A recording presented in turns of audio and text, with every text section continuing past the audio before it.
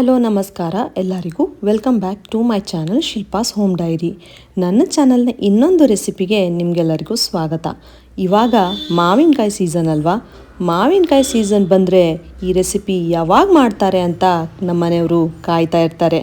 ಅದು ಏನು ಗೊತ್ತಾ, ಮಾವಿನಕಾಯಿ ಯೂಸ್ ಮಾಡಿಕೊಂಡು ಒಂದು ರಸಮ್ ಮಾಡೋದು ಹೇಗಂತ ತಿಳಿಸ್ಕೊಡ್ತೀನಿ.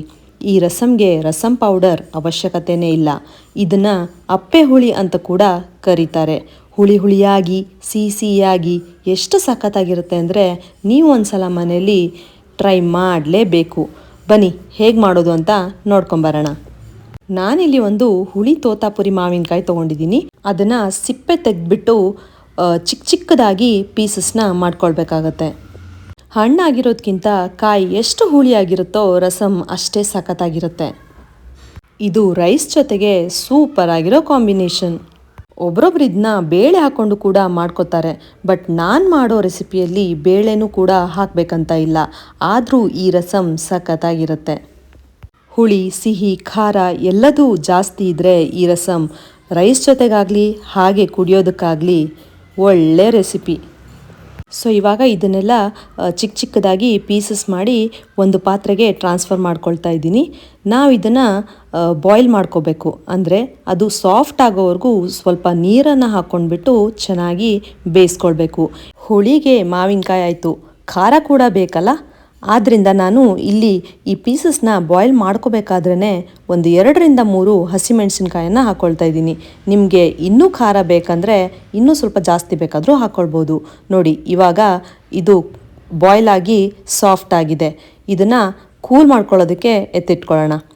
ಇದಕ್ಕೆ ಬೆಳ್ಳುಳ್ಳಿ ಕೂಡ ಜಜ್ಜಿ ಹಾಕೋದ್ರಿಂದ ಅದ್ರ ಫ್ಲೇವರ್ ತುಂಬ ಸಖತ್ತಾಗಿರುತ್ತೆ.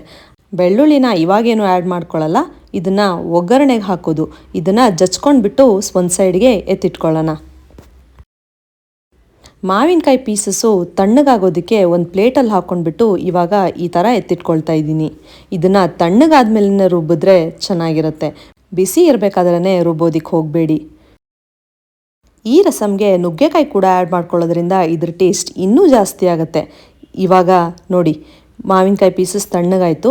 ಇವಾಗ ಇದನ್ನು ಮಿಕ್ಸಿ ಜಾರ್ಗೆ ಹಾಕಿಬಿಟ್ಟು ನುಣ್ಣಗೆ ರುಬ್ಕೊಳ್ಬೇಕು. ನೀವು ಜಾಸ್ತಿ ರುಬ್ಬೇಕಂತ ಇಲ್ಲ, ಸ್ವಲ್ಪ ರುಬ್ಬಿದ್ರೆ ಸಾಕು, ಅದು ಫುಲ್ ಫೈನ್ ಪೇಸ್ಟ್ ಆಗುತ್ತೆ. ಬೇಯಿಸ್ಕೊಂಡಿರೋ ಮೆಣಸಿನ್ಕಾಯಿನೂ ಕೂಡ ಇದ್ರ ಜೊತೆಗೆ ಹಾಕ್ಕೊಂಡ್ಬಿಟ್ಟು ರುಬ್ಕೊಳ್ಬೇಕು. ಸೊ ಇವಾಗ ಇದನ್ನು ರುಬ್ಕೊಂಡಿದ್ದಾಯಿತು. ಇದನ್ನು ಒಂದು ಪಾತ್ರೆಗೆ ಟ್ರಾನ್ಸ್ಫರ್ ಮಾಡ್ಕೊಳ್ಳೋಣ. ರಸಮ್ ಯಾವ ಥರ ಇರುತ್ತೆ ಅದ್ರ ಕನ್ಸಿಸ್ಟೆನ್ಸಿಗೆ ನಿಮಗೆ ಎಷ್ಟು ನೀರು ಬೇಕು ಅಷ್ಟನ್ನು ಆ್ಯಡ್ ಮಾಡ್ಕೊಳ್ಳಿ. ಸ್ವಲ್ಪ ದಪ್ಪ ಬೇಕು ಅಂದರೆ ನೀರು ಕಡಿಮೆ ಆ್ಯಡ್ ಮಾಡ್ಕೊಳ್ಳಿ, ಇಲ್ಲ ಸ್ವಲ್ಪ ತೆಳ್ಳಗೆ ರಸಮ್ ಥರ ಬೇಕು ಅಂದರೆ ಇನ್ನು ಜಾಸ್ತಿ ನೀರನ್ನು ಕೂಡ ಆ್ಯಡ್ ಮಾಡ್ಕೊಳ್ಬೋದು. ನಾನಿಲ್ಲಿ ಸ್ವಲ್ಪ ಜಾಸ್ತಿನೇ ನೀರನ್ನು ಹಾಕ್ಕೊಂಡಿದ್ದೀನಿ. ಆಮೇಲೆ ಚೆನ್ನಾಗಿ ಮಿಕ್ಸ್ ಮಾಡ್ಕೊಳ್ಳಿ. ಅದು ಅಷ್ಟು ಬೇಗ ಮಾವಿನಕಾಯಿ ಪ್ಯೂರಿ ಮತ್ತು ನೀರು ಮಿಕ್ಸ್ ಆಗೋದಿಲ್ಲ. ಒಂದು 2 ನಿಮಿಷ ಇದನ್ನು ಚೆನ್ನಾಗಿ ಮಿಕ್ಸ್ ಮಾಡಿಕೊಂಡು ಅದಕ್ಕೆ ಒಂಚೂರು ಇಂಗ್ರೀಡಿಯೆಂಟ್ಸ್ ಇದೆ. ಅದಕ್ಕೆ ಸಿಹಿಗೋಸ್ಕರ ಬೆಲ್ಲನ ಸ್ವಲ್ಪ ಜಾಸ್ತಿನೇ ಹಾಕಬೇಕು, ಮತ್ತು ರುಚಿಗೆ ತಕ್ಕಷ್ಟು ಉಪ್ಪು, ಇದೆರಡನ್ನು ಹಾಕಿ ಇನ್ನೊಂದು ಸಲ ಚೆನ್ನಾಗಿ ಮಿಕ್ಸ್ ಮಾಡ್ಕೊಳ್ಳಿ. ಇವಾಗ ನಾನು ಬೇಯಿಸಿ ಇಟ್ಕೊಂಡಿರೋ ನುಗ್ಗೆಕಾಯನ್ನು ಕೂಡ ಆ್ಯಡ್ ಮಾಡ್ಕೊಳ್ತಾ ಇದ್ದೀನಿ. ಅದನ್ನು ಆ್ಯಡ್ ಮಾಡಿಕೊಂಡು ಚೆನ್ನಾಗಿ ಕುದಿಸ್ಕೊಳ್ಬೇಕು. ಇದು ಚೆನ್ನಾಗಿ ಕುದಿಯೋಕ್ಕೆ ಸ್ಟಾರ್ಟ್ ಮಾಡಿದ್ಮೇಲೆ ಸ್ವಲ್ಪ ಕಾಯಿ ತುರಿ ಹಾಕ್ಕೊಳ್ಬೇಕಾಗತ್ತೆ. ಆಮೇಲೆ ಅದ್ರ ಜೊತೆಗೆ ಸ್ವಲ್ಪ ಅರಿಶಿನ ಪುಡಿ, ಇದೆರಡನ್ನು ಹಾಕ್ಕೊಂಡು ಒಂದು ಸಲ ಚೆನ್ನಾಗಿ ಮಿಕ್ಸ್ ಮಾಡಿಕೊಂಡು ಕೊನೆಯದಾಗಿ ಗಾರ್ನಿಷಿಂಗಿಗೆ ಸ್ವಲ್ಪ ಕೊತ್ತಂಬರಿ ಸೊಪ್ಪನ್ನು ಆ್ಯಡ್ ಮಾಡಿಕೊಂಡ್ರೆ ಈ ರಸಮ್ ಸಖತ್ತಾಗಿ ರೆಡಿಯಾಗಿರುತ್ತೆ. ಆಹಾ, ಈ ರಸಮ್ ನೋಡ್ತಾ ಇದ್ರೇ ಬಾಯಲ್ಲಿ ನೀರು ಬರುತ್ತೆ. ಮಾವಿನಕಾಯ್ದಲ್ವಾ, ಎಲ್ರಿಗೂ ಇಷ್ಟ ಆಗುತ್ತೆ. ನೀವು ಒಂದು ಸಲ ಟ್ರೈ ಮಾಡಿ ನೋಡಿ, ಎಲ್ಲರೂ ಚೆನ್ನಾಗಿದೆ ಅಂತ ಹೇಳ್ತಾರೆ. ಇದಕ್ಕೆ ಒಂದು ಸಿಂಪಲ್ ಆಗಿರೋ ಒಗ್ಗರಣೆ ಕೊಟ್ಬಿಡೋಣ. ಒಗ್ಗರಣೆಗೆ ಒಂದು ಪ್ಯಾನನ್ನು ಇಟ್ಕೊಳ್ತಾ ಇದ್ದೀನಿ. ಇದಕ್ಕೆ ಸ್ವಲ್ಪ ಎಣ್ಣೆ ಹಾಕ್ಕೊಳ್ತಾ ಇದ್ದೀನಿ. ಜೊತೆಗೆ ನೀವು ಬೇಕಾದರೆ ಸ್ವಲ್ಪ ತುಪ್ಪನೂ ಕೂಡ ಆ್ಯಡ್ ಮಾಡ್ಕೊಳ್ಬೋದು. ತುಪ್ಪ ಹಾಕಿದ್ರೂ ಕೂಡ ಅದ್ರ ಫ್ಲೇವರ್ ತುಂಬಾ ಚೆನ್ನಾಗಿ ಬರುತ್ತೆ. ಸಿಂಪಲ್ ಆಗಿರೋ ಒಗ್ಗರಣೆ ಅಂತ ಹೇಳಿದೆ, ಅದರಲ್ಲಿ ಏನು ಹಾಕ್ತಾರೆ ಅಂತ ನಿಮಗೆ ಗೊತ್ತಿರ್ಬೋದು. ಸ್ವಲ್ಪ ಸಾಸಿವೆ, ಜೀರಿಗೆ, ಆವಾಗಲೇ ಜಜ್ಜಿಟ್ಕೊಂಡಿದ್ವಲ್ಲ ಬೆಳ್ಳುಳ್ಳಿ, ಅದನ್ನು ಇವಾಗ ಆ್ಯಡ್ ಮಾಡ್ಕೊಳ್ಬೇಕು.